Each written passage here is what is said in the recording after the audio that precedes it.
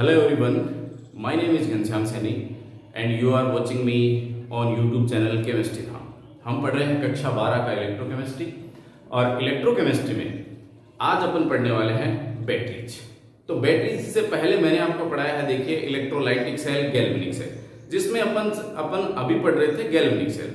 और galvanic cell में अपन ने क्या पढ़ा था? अपन ने पढ़ा था कि भाई जो केमिकल एनर्जी है वह किसमें कन्वर्ट होती है? Electrical energy. ठीक है, केमिकल एनर्जी किसमें कन्वर्ट करवा रहे थे अपन? इलेक्ट्रिकल एनर्जी में। अब यदि इन सेल्स को, जो गैल्वेनिक सेल्स हैं, उन्हें एक से अधिक सेल को सीरीज मैनर में, श्रेणी क्रम में यदि जोड़ दिया जाता है तो उसे अपन बैटरी कहते हैं। यानी एक सेल का सिंबल अपने को बनाना हो तो यूं बनाते हैं अपन, और बैटरीज का बनाना होता है तो बैटरी में क्या होता है? एक से अधिक सेल। ये बैटरी है और ये सेल है, ये पॉजिटिव, ये नेगेटिव, ये पॉजिटिव, ये नेगेटिव। तो मैं क्या कह रहा हूं, यदि एक से अधिक सेल एक सीरीज क्रम में, एक श्रेणी क्रम में जोड़ दिए जाएं तो उसे अपन कहते हैं बैटरी। तो यहां पर ये एक सिंगल सेल और इन्हें सीरीज क्रम में जोड़ दिया गया है। ये देखिए 3 सेल दिख रहे हैं यहां पर, तो इसको अपन ने कह दिया है बैटरी। तो आज का जो अपना चैप्टर रहेगा, लेक्चर रहने वाला है, वो पूरा का पूरा लेक्चर है बैटरी के ऊपर चलेगा। तो देखिएगा बैटरीज क्या है। बैटरी का मैंने यहां पर बता दिया भाई, एक से अधिक गैल्वेनिक सेल, यानी सीधी सीधी बात क्या है, गैल्वेनिक सेल का तात्पर्य क्या रहा अपना? केमिकल एनर्जी को किसमें कन्वर्ट करने वाले हैं अपन? इलेक्ट्रिकल एनर्जी में। यानी एक से अधिक विद्युत रासायनिक सेलों को श्रेणी क्रम में जोड़ने पर जो अपने पास प्राप्त होता है उसे अपन बैटरी कहते हैं। ठीक है, और इन बैटरीज की जब अपन बात करें तो यहां पर देखिएगा बैटरीज को प्रमुखतः 2 भागों में क्लासिफाइड किया गया है। यानी बैटरी का मतलब सीधा सीधा क्या हुआ, अपने को सेल पढ़ना है। सीधी बात ये है भाई, एक सेल है, वैसा ही दूसरा, वैसा ही तीसरा, तो उनको आपस में सीरीज क्रम में जोड़ देंगे। तो बैटरीज का मतलब मैं यहां पर अब सेल भी लिख रहा हूं। सीधी सी बात ये, अपन तो एक सिंगल सेल के स्ट्रक्चर की बात करेंगे ना, उन सेलों को आपस में जोड़ देंगे, बैटरी हो गया। तो बैटरीज को अपन कह रहे हैं प्राइमरी और सेकेंडरी, इन 2 भागों में बांटा गया है। बैटरी कितने प्रकार की होती है? एक प्राइमरी होती है और एक सेकेंडरी होती है। आधार क्या है इनको बांटने का प्राइमरी और सेकेंडरी में? भाई कुछ सेल ऐसे होते हैं जिन्हें एक बार यूज किया और उसके बाद में वो रीयूज नहीं हो सकते, उन्हें फेंकना पड़ता है अपने को, तो वो तो सेल कहलाते हैं प्राइमरी सेल या प्राइमरी बैटरी। और जिन्हें जो रिचार्जेबल होते हैं, जिन्हें बार बार चार्ज कर सकते हैं अपन, जैसे अपने घरों में इन्वर्टर वगैरह के साथ में लगी हुई बैटरी है, सीसा संचय लेड स्टोरेज बैटरी जो है, तो वो आती है सेकेंडरी सेल के रूप में, यानी द्वितीयक सेल या बैटरी। यहां पर ये प्राथमिक सेल या बैटरी। प्राइमरी सेल में कौन से रहेंगे? प्राइमरी सेल कौन से हैं? जो नॉन रिचार्जेबल है, नॉन रिचार्जेबल, यानी इन्हें चार्ज नहीं किया जा सकता। एक बार में यूज एंड थ्रो, काम में आए, जितने दिन काम में आ रहे हैं काम में आ गए, उसके बाद में जैसे ही ये खराब हो गए, काम करना इन्होंने बंद कर दिया, तो इन्हें वापस रीयूज नहीं ले सकते अपन, और इन्हें ये एक प्रकार से नष्ट हो गए हैं, इन्हें फेंक दिया जाता है। सेकेंडरी जो होते हैं वो क्या होते हैं? रिचार्जेबल होते हैं सब। सेकेंडरी सेल क्या होते हैं? रिचार्जेबल, वापस रिचार्ज किए जा सकते हैं। तो इन्हें बार बार में, एक ही सेल को बार बार में उपयोग में लाया जाता है। अपने घरों में जो इन्वर्टर वगैरह लगे हुए होते हैं, इन्वर्टर के पास में जो बैटरी रखी हुई है उसे अपन सीसा संचायक बैटरी कह रहे हैं। वो क्या है? सेकेंडरी सेल का एग्जाम्पल है, रिचार्जेबल है। एक बार डिस हुई, वापस, इसका मतलब क्या? इसमें दोनों फिनोमेनन चलते हैं भाई, इलेक्ट्रिकल एनर्जी केमिकल में, केमिकल एनर्जी इलेक्ट्रिकल एनर्जी में, तो ये आपस में इंटरकन्वर्टेबल होते हैं। तो इसको भी पढ़ेंगे अपन और इसको भी पढ़ेंगे। ठीक है, अब इनके एग्जाम्पल देख लेते हैं और उन एग्जाम्पल का अपने को अध्ययन करना है। तो प्राइमरी सेल का पहला एग्जाम्पल मैं ले रहा हूं लेक्लांसी सेल। लेक्लांसी सेल, ठीक है। सेकंड, इसी को ड्राई सेल भी अपन कह रहे हैं। लेक्लांसी सेल को क्या कह रहे हैं? अपना दूसरा नाम क्या है? Dry cell. क्लियर हो गई बात? Second, mercury cell, mercury cell. तो ये 2 सेल अपने को पढ़ने हैं नॉन रिचार्जेबल। भाई ये चार्जेबल है नहीं, नॉन चार्जेबल बोल देते हैं अपन, नॉन चार्जेबल, चार्ज वापस रिचार्ज नहीं हो सकते, नॉन रिचार्जेबल। ठीक है, नॉन रिचार्जेबल, ठीक है। एक बार जो था वो काम में आ गया, उसके बाद में इसे वापस रिचार्ज नहीं किया जा सकता। इसके दो एग्जाम्पल अपने को पढ़ने हैं। एक है लेक्लांसी सेल जिसे अपन ड्राई सेल भी कहते हैं, और दूसरा है मर्क्यूरी सेल। ठीक है, मर्करी सेल के नाम से जाना जाता है। Second one is secondary cell. Second cell में अपने को पढ़ना है, नंबर 1 पढ़ना है अपने को lead storage. Lead storage cell, सीसा संचयक सेल के नाम से इसे अपन जानते हैं। सेकंड अपने को पढ़ना है कैडमियम निकिल सेल, बहुत महत्वपूर्ण है कैडमियम निकिल सेल। और थर्ड अपने को पढ़ना है फ्यूल सेल। तो कुल मिलाकर के अपने को कितने सेल पढ़ने हैं? 5 पढ़ने हैं। 5 में 2 तो हैं प्राइमरी के जो नॉन रिचार्जेबल हैं, और 3 हैं सेकेंडरी के जो कि चार्जेबल है। तो लीजिए अपन शुरू कर रहे हैं आज का अपना पहला सेल, जिसे अपन ने कहा है लेक्लांसी सेल या ड्राई सेल। तो लेक्लांसी सेल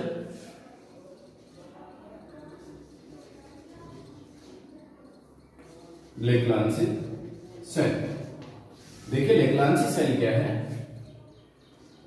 1868 में जी लेक्लांसी थे कोई साइंटिस्ट,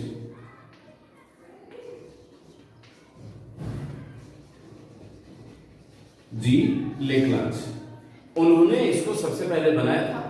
उन्हीं के सम्मान में इस सेल का नाम रखा गया है लेक्लांसी सेल, और इसी सेल को अपन शुष्क सेल या ड्राई सेल के नाम से भी जानते हैं। देखिए सेल चाहे कोई भी हो, मैं यहाँ पर इतना अच्छे तरीके से आपको बताने वाला हूँ। बहुत बच्चों के इसकी रासायनिक अभिक्रिया में प्रॉब्लम होती है, मैं इतनी आसानी से आपको अभिक्रिया बताऊंगा, आपको रटने की बिल्कुल भी जरूरत नहीं पड़ेगी। लेकिन आपको जो चीजें ध्यान रखनी पड़ेगी वो 3 चीजें आपको ध्यान रखनी है। वो 3 चीजें कौन कौन सी हैं? पहली चीज नंबर 1 एनोड किसका है, नंबर 2 कैथोड किसका है, यानी एनोड किसे बनाया गया है, कैथोड किसे बनाया गया है, और नंबर 3 इलेक्ट्रोलाइट के रूप में क्या लिया गया है। ये 3 चीजें आपको याद होनी चाहिए। यदि ये 3 चीजें याद हैं, आपके कोई भी सेल आ जाए, किसी भी प्रकार का सेल आ जाए, आप बिल्कुल आसानी से उसे हल करेंगे बहुत अच्छे से। देखिए यहाँ पर न केवल माध्यमिक शिक्षा बोर्ड की परीक्षा में पूछे जाते हैं प्रश्न, बल्कि कंपटीशन एग्जाम्स में भी बहुत सारे प्रश्न आते हैं कि कौन एनोड है, एनोड पे कौन सी विक्रिया हो रही है, कैथोड कौन होता है, उस पे कौन सी विक्रिया हो रही है, संपूर्ण सेल विक्रिया कौन सी है, वोल्टेज कितने वोल्टेज का ये सेल है। तो इस प्रकार के बहुत सारे प्रश्न आते हैं। इसमें इलेक्ट्रोलाइट क्या लिया गया है, तो सारे क्वेश्चन हल होने वाले हैं। आपको ये 3 चीजें आपको ध्यान रखनी है। ठीक है, तो पहले देख लेते हैं इसका कंस्ट्रक्शन पार्ट कि भाई ये किस प्रकार का होता है। तो लीजिए देखिए, यहां इधर से बना देता हूं मैं। देखिए यहां पर लेते हैं, ये एक जिंक का कंटेनर है। भाई लेक्लांसी सेल की बात कर रहे थे ना अपन, इस सेल के बारे में अपन पहली बात करें तो पहली चीज तो क्या है, ये नॉन चार्जेबल है, नॉन चार्जेबल।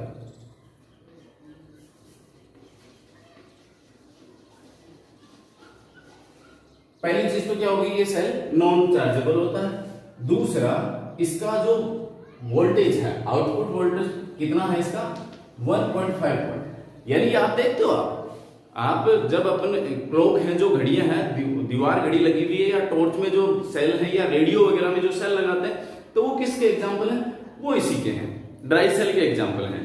तो इन सेलों में देखिएगा, आप सेल को आप चेक करोगे ना, तो उसके ऊपर लिखा हुआ रहेगा 1.5 वोल्ट। इसका मतलब इसका आउटपुट जो अपने को प्राप्त होने वाला है वोल्टेज, वो कितना का है, 1.5 वोल्टेज का इसका आउटपुट होता है। क्लियर हो गई बात? नॉन चार्जेबल ये होते ही है। अब देखते हैं, देखिए कि भाई इसका जो कंस्ट्रक्शन पार्ट है वो किस प्रकार का होता है। तो यहां मैंने लिया है एक जिंक कंटेनर। ये क्या है भाई, जिंक का कंटेनर है। इस जिंक के कंटेनर कि यहां पर अब देखिएगा, ये जिंक का कंटेनर इधर से कवर्ड है, इधर से कवर्ड है, यहां कवर्ड है, और यहां कवर्ड है। क्लियर बात? भाई यहां पर इसके ऊपर देखिए, ऊपर तो रबड़ कैसा लगा हुआ होता है, रेड कलर का, और इधर पेपर लगा दिया जाता है। इसका मतलब इसको कवर कर दिया गया है चारों तरफ से। ठीक है, लेकिन इसके नीचे वाला भाग है वो खुला रखा गया है, ओपन है, नेट है। ये नीचे वाला भाग क्या है, नेट है, खुला हुआ है। इसका मतलब ये जिंक ही है। क्लियर हो रही है बात? ये जिंक ही है नीचे वाला, और इधर के जो जिंक वाले पार्ट है उन्हें कवर्ड कर दिया गया है, पेपर लगा दिया जाता है।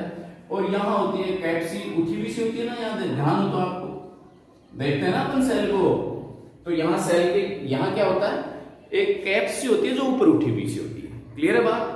इस कैप में कौन फिट होता है? इस कैप में फिट होती है कार्बन छड़, और यहां ध्यान दें, ये कार्बन छड़ कभी भी नीचे वाले पोर्शन को छुए नहीं, ठीक है? तो ये होगी अपनी कार्बन रोड, कार्बन छड़ होगी भाई। अब इस कार्बन छड़ का और इस नीचे वाले के साथ में कनेक्शन नहीं है, क्यों नहीं है भाई? जिंक है, वो यहां किसकी तरह काम करेगा? एनोड की तरह, और कार्बन छड़ है वो किसकी तरह काम करेगी? यहां कैथोड की तरह। इसका मतलब आप देखें, इस सेल के यहां लिखा हुआ होता है पॉजिटिव और यहां लिखा हुआ होता है नेगेटिव। आप चेक करना, आपको पता चल जाएगा कि ऊपर पॉजिटिव नीचे नेगेटिव। तो यहां नीचे वाला पार्ट क्या है? जिंक का, ठीक है, और यहां क्या हो रहा है? ऑक्सीडेशन हो रहा है, ठीक है, मतलब जिंक का क्या होगा? ऑक्सीडेशन, और जो कार्बन रोड है उसका होता है रिडक्शन। क्लियर होगी बात यहां पर? अब देखिए क्या क्या चीजें हैं, मैं एक बार आपको कंस्ट्रक्शन वाला पार्ट बता देता हूं। इसके चारों तरफ किसे भरा जाता है? इसके चारों तरफ भरा हुआ रहता है यहां मैंगनीज ऑक्साइड और ब्लैक कार्बन का पेस्ट होता है, MnO2 और ब्लैक कार्बन पेस्ट। भाई कार्बन का पाउडर होता है और MnO2 के साथ में मिक्स करके पेस्ट बना करके वो इसके अंदर भर दिया जाता है, ठीक है भाई, यहां भर दिया गया। और बाकी की जो शेष बची हुई जगह है वहां पर किसे भरा गया है?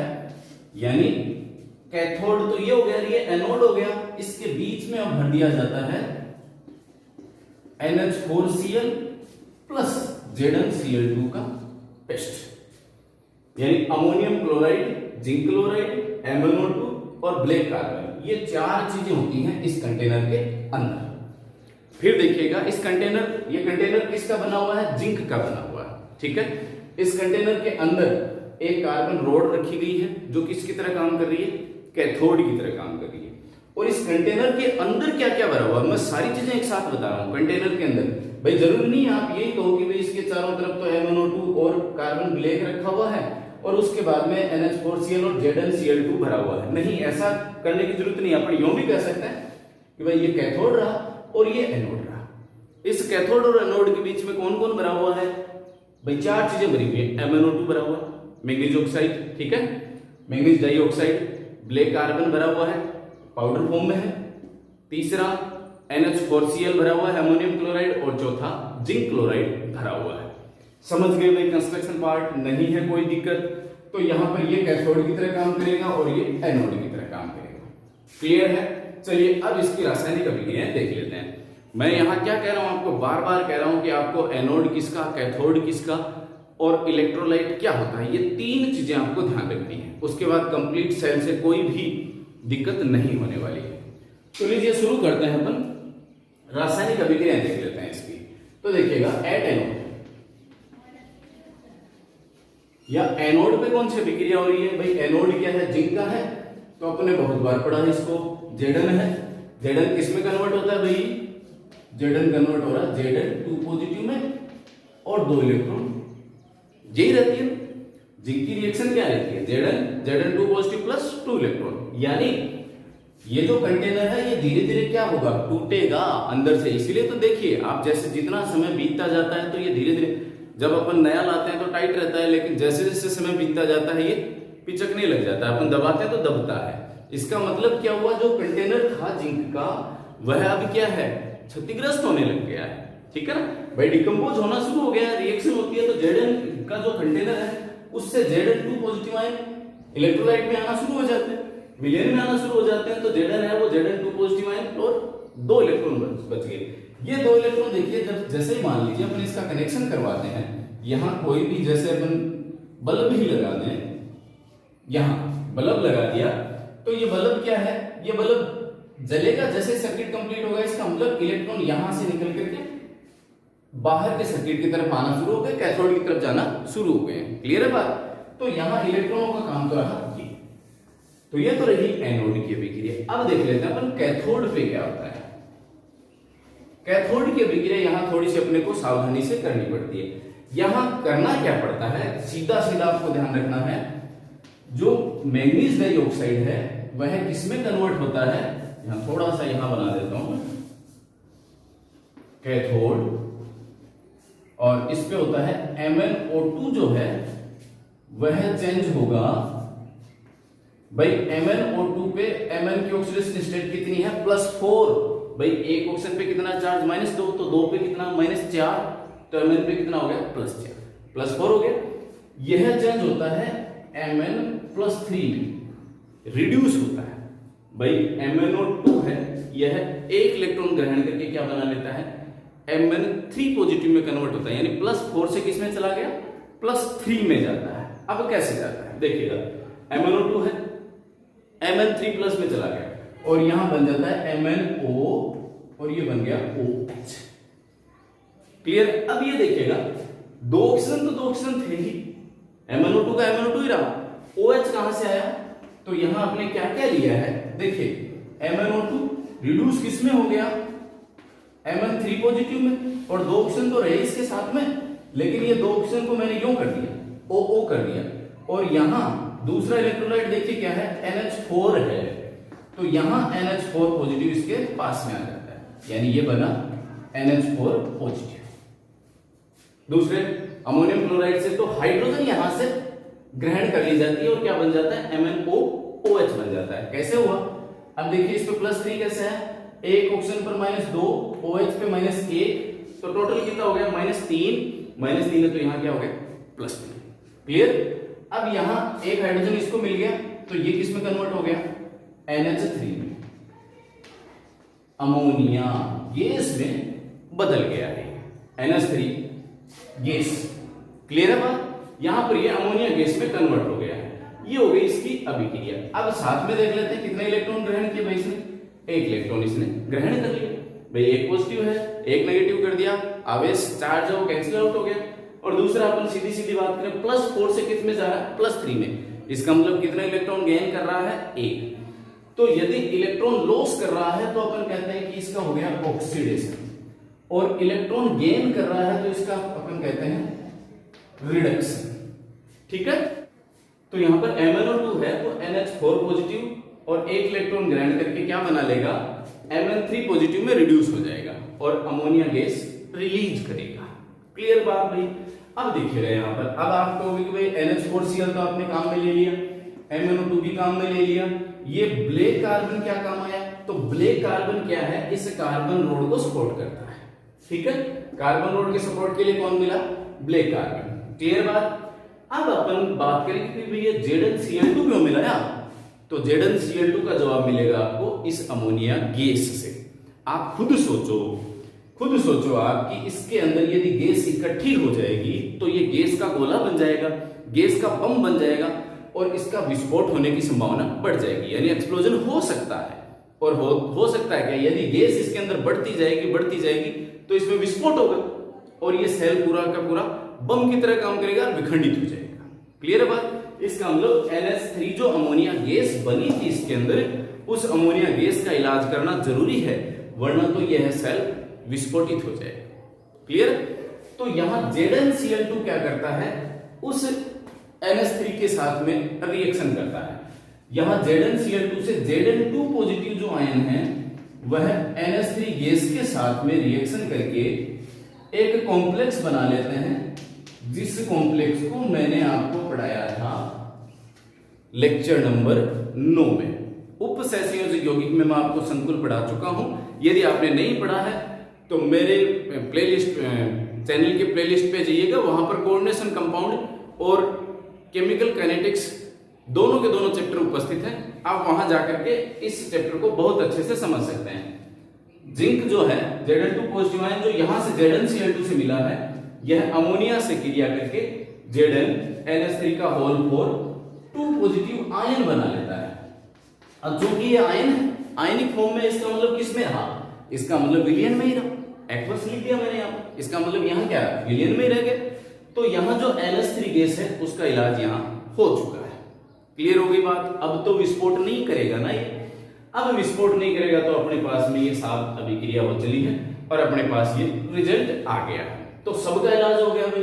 ये भी काम में आ गया, जिंक भी काम में आ गया, MnO2, कार्बन ब्लैक, जिंक हो ही गया नीचे वाला, और ZnCl2 सारे के सारे अपने पास काम में आ चले चलेगा। ये तो हो गई अपनी ये एनोड की रिएक्शन हो गई, ये कैथोड की रिएक्शन हो गई। और इस सेल का जो आउटपुट वोल्टेज है वो कितना मैंने पहले बता दिया है, 1.5 वोल्टेज। लेक्लांसी सेल का है, ड्राई सेल है, लेकिन यदि इससे हल्का भी सेल बनाया जाए तो इसका बेसिकली अपन मान लेते हैं 1.2 से 1.5 वोल्टेज इनका माना जाता है शुष्क सेल का। लेकिन अपना सीधा यदि लेक्लांसी सेल की बात करें तो अपना रिजल्ट क्या रहना चाहिए, 1.5 वोल्ट। लेक्लांसी सेल के लिए कितना मानना अपने को, 1.5 वोल्ट आउटपुट है। चलिए एनोड की रिएक्शन होगी, कैथोड की रिएक्शन होगी। अब एक कंप्लीट सेल रिएक्शन अपन लिख लेते हैं। एनोड और कैथोड की दोनों की अभिक्रियाएं अपने पास सामने हैं। जब भी अपन संपूर्ण सेल कंप्लीट सेल रिएक्शन लिखते हैं तो अपन क्या करते हैं, इलेक्ट्रॉन को इक्वल करते हैं।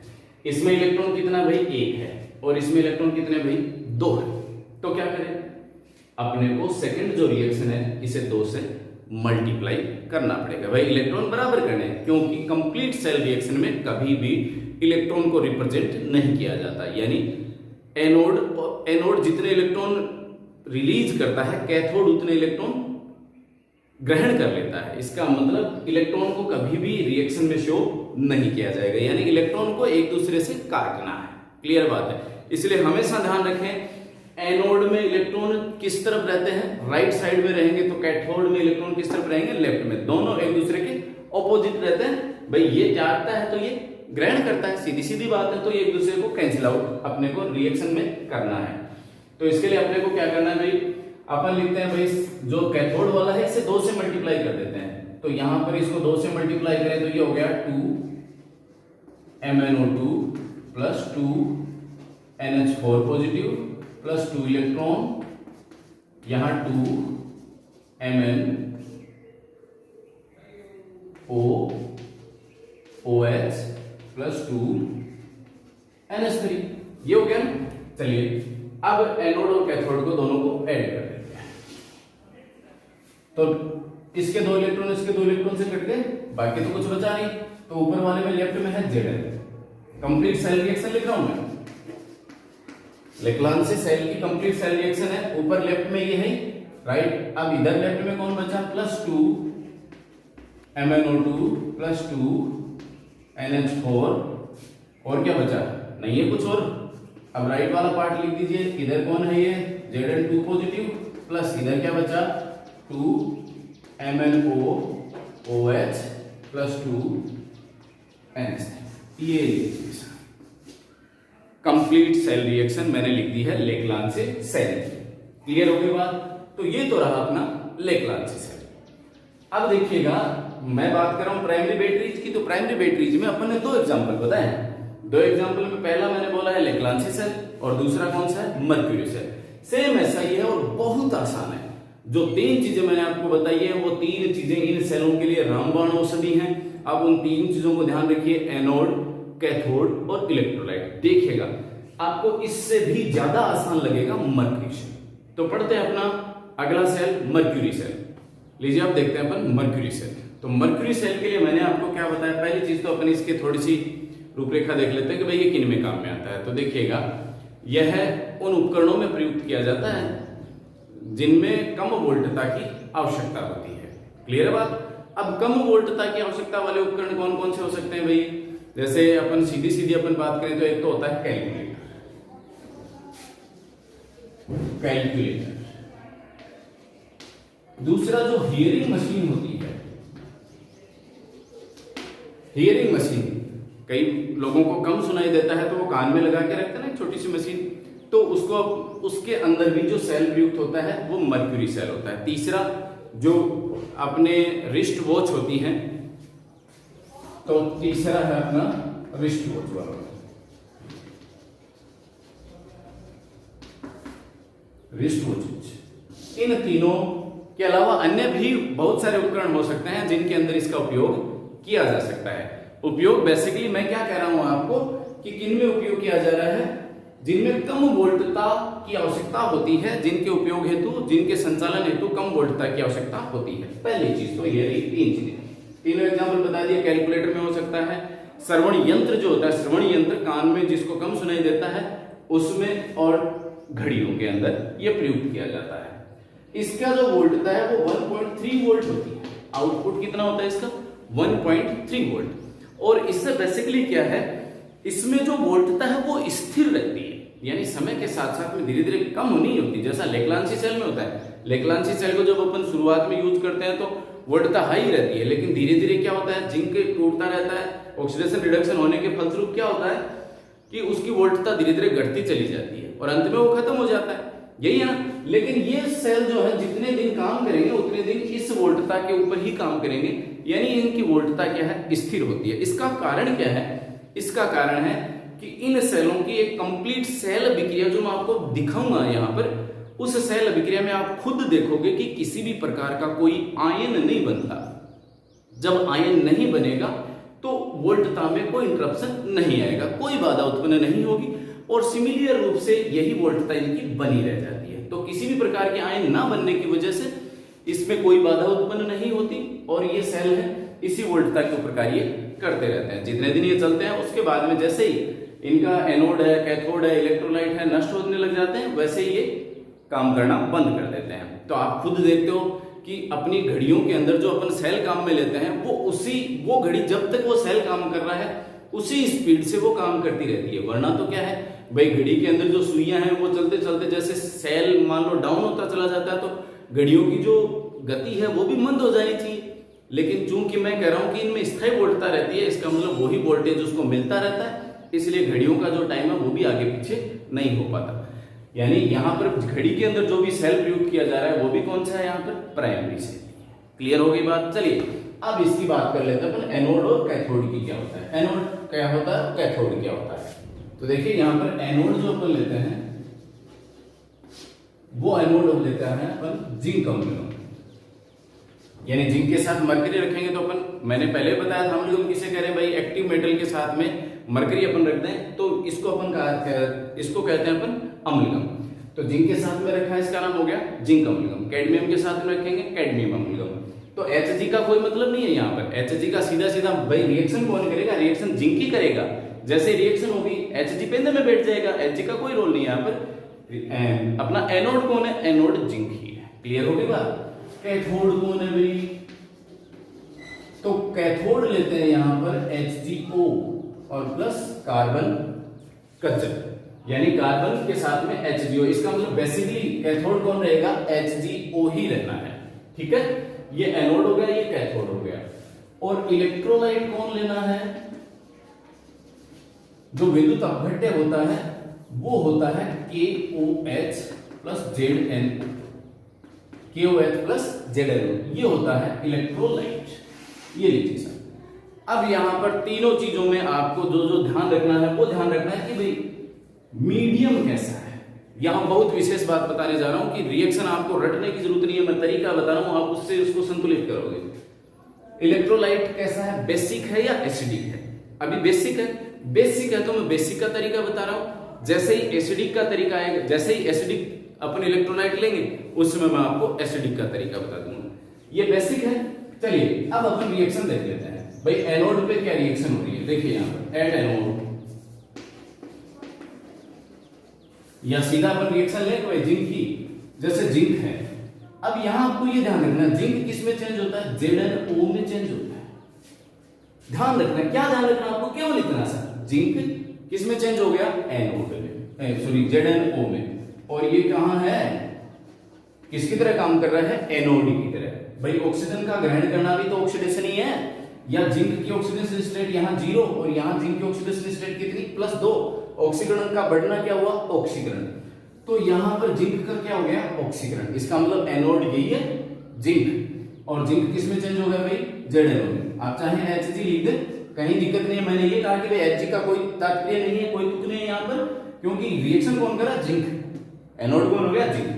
अब आपको इस अभिक्रिया को कंप्लीट करना है, तो कंप्लीट के लिए आपको क्या करना है, एनोड में थोड़ा दूर लगा देता हूं क्योंकि मुझे इस जगह की जरूरत पड़ेगी। तो सबसे पहले अपने को देखना है मीडियम कैसा है, बेसिक है। अब बेसिक है मीडियम, तो बेसिक को ध्यान रखते हुए अपने को इस हाफ सेल को संतुलित करना है, अर्ध अभिक्रिया को। ठीक है, ऑक्सीडेशन हो रहा है ना इसमें, तो इधर लिख देता हूं ऑक्सीडेशन, या एनोड इधर लिख देता हूं, उधर हटा देंगे। ऑक्सीडेशन हो रहा है एनोड पर। क्या करना है, जिंक है, सबसे पहला काम अपने को क्या करना है, हाइड्रोजन और ऑक्सीजन के अलावा जो भी है उसे संतुलित करना है। हाइड्रोजन और ऑक्सीजन के अलावा कौन है भाई, यहाँ पर जिंक है, तो जिंक इधर भी एक है इधर भी एक है, संतुलित है। चलिए सेकंड नंबर पे किसको संतुलित करना है, ऑक्सीजन को संतुलित करना है। और ऑक्सीजन के संतुलन के लिए क्या है, जिधर जितने ऑक्सीजन कम है, विशेष ध्यान से सुने, जिस तरफ भी जितने ऑक्सीजन कम हैं उससे दुगुने उससे डबल OH आयन लगाने हैं। फिर सुनिएगा, यहां जिंक अकेला ही है, इधर ZnO है, मतलब एक ऑक्सीजन इधर ज्यादा है तो कम इधर है, ऑक्सीजन इधर है। जिधर जितने ऑक्सीजन कम है उधर दुगुने OH लगाने हैं, जितने ऑक्सीजन कम है। यह एक ऑक्सीजन है इधर, इसका मतलब इधर एक ऑक्सीजन कम है तो कितने OH लगाओगे, 2 OH, 2 OH नेगेटिव। क्लियर है बात। कब, जब मीडियम बेसिक हो, क्षारीय हो। अम्लीय आएगा तो अम्लीय का बताऊंगा। अभी बेसिक की बात कर रहा हूं मैं। ZnO में चेंज हो गया। सबसे पहले अपन क्या करते हैं, हाइड्रोजन ऑक्सीजन के अलावा जो है उसे संतुलित करो, अपने आप ही संतुलित है, जिंक जिंक। फिर जिधर जितने ऑक्सीजन कम उधर उतने उससे दुगुने OH आयन लगा दिए भाई, दुगुने OH। अब ऑक्सीजन के संतुलन के बाद आपको संतुलन करना है किसको, हाइड्रोजन को। तो जिधर जितने ऑक्सीजन आप जिधर जितने OH आयन लगाए हैं उसके आधे H2O दूसरी तरफ लगा दो, अपने आप संतुलित हो जाएगा। मैं क्या कह रहा हूं, जिधर जितने OH आयन आपने लगाए हैं उसके दूसरी तरफ उसके आधे H2O लगा दो, यानी 2 OH है ना, तो आधा का मतलब 1 H2O, आधे का मतलब क्या हो गया, 1 H2O आपने इधर लगा दिया। फिर सुनिएगा, मैं कह रहा हूं ऑक्सीजन जिधर जितने कम हो उसके दुगुने OH आयन लगाओ, ये तो ऑक्सीजन संतुलित हो गया। हाइड्रोजन के संतुलन के लिए जितने OH हैं उसके आधे H2O दूसरी तरफ लगा दे। 2 OH है, आधे मतलब 1 H2O हो गया भाई। चलिए अब देखो, आप आवेश संतुलित कर लो, लास्ट बचा आपका, इधर 2 नेगेटिव है तो इधर 2 इलेक्ट्रॉन जोड़ दो, ये लो साहब, इधर 2 नेगेटिव है इधर 2 इलेक्ट्रॉन जोड़ दिए, संतुलित हो गया ये। अब मिला जिंक 1 ऑक्सीजन कितने, 2, यहां 1 और 1 इधर 2, हाइड्रोजन कितने, 2, यहां 2, इलेक्ट्रॉन नेगेटिव चार्ज इधर 2 इधर 2, ये हाफ सेल कंप्लीट। आया कुछ जोर, क्या याद रखा आपने याद रखा, क्या याद रखना, Zn किसमें चेंज हो रहा है भाई, ZnO में, केवल इतना याद रखना, बाकी ये अपने आप लिखोगे, पूरी रिएक्शन याद करने की जरूरत नहीं है। ये तो होगी एनोड पे। अब रिडक्शन कहां होता है भाई, रिडक्शन होगा कैथोड पे। तो कैथोड की रिएक्शन देख लेते हैं। कैथोड क्या है भाई, HgO है, किसमें बदल रहा है, Hg लिक्विड में बदल रहा है। पा रहा है ना, मरकरी लिक्विड होता है, तो HgO है, चेंज हो रहा है Hg में। अब आप एक बार वीडियो को यही रोको और रोक करके इसको मैंने जैसा संतुलन का तरीका बताया वैसे करके देखो आप, और बाद में मेरे वाले से मिलाना। तो देखो HgO इधर Hg संतुलित है, एक एक ही है। अब जिधर जितने ऑक्सीजन कम है, ऑक्सीजन के संतुलन के लिए क्या करना है, जिधर जितने ऑक्सीजन कम उसके दुगुने OH आयन लगाओ। इधर एक ऑक्सीजन इधर कुछ नहीं, तो इसके डबल कर दिए, 2 OH नेगेटिव आयन हो गया भाई। हाइड्रोजन के लिए क्या करेंगे, जितने OH हैं उसके आधे H2O, तो आधा कितना हो गया, 1 H2, संतुलित हो गया ना, संतुलित। अब इधर कितने नेगेटिव, 2, तो 2 इलेक्ट्रॉन इधर जोड़ दो, ये लो सब संतुलित हो गया। Hg 1 H2 2, यहां पर H2 2, ऑक्सीजन 1 1 2, यहां ऑक्सीजन 2, संतुलित हो गया सब। ये हो गई कैथोड की रिएक्शन। और कंप्लीट सेल रिएक्शन लिखो। अब सेल रिएक्शन क्या रहेगी भाई, अब देखो 2 इलेक्ट्रॉन से 2 इलेक्ट्रॉन बराबर है, कट गए, इधर 2 OH नेगेटिव इधर 2 OH नेगेटिव कट गए, क्या बचा, H2 इधर 1 H2 इधर कट गया ना। देखो इधर क्या बचा, Zn Hg plus HgO, ZnO plus Hg liquid, ये लीजिए साहब, ये एक कंप्लीट सेल रिएक्शन हो गई है मर्क्यूरिक सेल। तो यहां पर आपने देखा कि मैंने आपको कितना इजी गोइंग बताया कि भाई Zn ZnO में चेंज कर लो, और HgO है, इसको कैसे याद रखना है, केवल Hg में, ये लो इतना याद रखना है। इलेक्ट्रोलाइट बेसिक है, बेसिक में कैसे आपको इसको संतुलित करना है ये तरीका मैंने आपको बता दिया है। तो आई होप कि आपको प्राइमरी जो बैटरीज हैं, प्राइमरी जो सेल हैं, उसमें मैंने आपको 2 सेल पढ़ाए हैं, ड्राई सेल या लेक्लांसी सेल, और दूसरा सेल पढ़ाया मैंने मर्क्यूरी सेल। दोनों सेल आपको बहुत अच्छे से समझ में आ गए होंगे। इसके अलावा यहाँ से किसी प्रकार का अन्य कोई प्रश्न नहीं पूछा जाता। एक जो मैंने आपको कहा कि भाई घड़ी की सुइयां समय के साथ में मंद क्यों नहीं पड़ जाती, क्योंकि अपन प्राइमरी सेल ले रहे हैं जिसकी वोल्टता डाउन होनी चाहिए, गिरनी चाहिए। लेकिन इसके लिए मैंने कहा कि भाई मर्क्यूरी सेल क्यों लेते हैं, क्योंकि मर्क्यूरी सेल की वोल्टता है वो मेंटेन रहती है समय के साथ साथ 1.35 वोल्ट का होता है। इसका रीजन मैंने ये बताया था कि क्यों मेंटेन रहती है, क्योंकि इसमें फाइनल जो सेल रिएक्शन होती है इसमें किसी प्रकार का आयन नहीं दिख रहा आपको। इसका मतलब क्या रहा, इसका मतलब ये रहा कि जब आयन नहीं रहेगा तो कंसंट्रेशन जो है, सांद्रता है, वह परिवर्तित नहीं होगी। जैसा कि अपन ने गैल्वेनी सेल में बताया था कि भाई गैल्वेनी सेल के जो इलेक्ट्रोड है उसके आसपास की सांद्रता में परिवर्तन आ जाता है, परिवर्तन आता है ना, उसमें मैंने आपको एक्सप्लेन किया था। यहां ऐसा कोई सिस्टम नहीं है, यानी सांद्रता परिवर्तित नहीं होगी, परिवर्तित नहीं रहेगी तो वोल्टता मेंटेन रहेगी। क्लियर होगी बात? तो ये रहा आज का अपना लेक्चर। आई होप कि आपको बहुत अच्छा लगा होगा। किस प्रकार का लगा आप कमेंट बॉक्स में जरूर लिखिएगा, और मिलते हैं अगले लेक्चर में सेकेंडरी सेल, सेकेंडरी बैटरीज को लेकर के। पढ़ते रहिए आप। जय हिंद।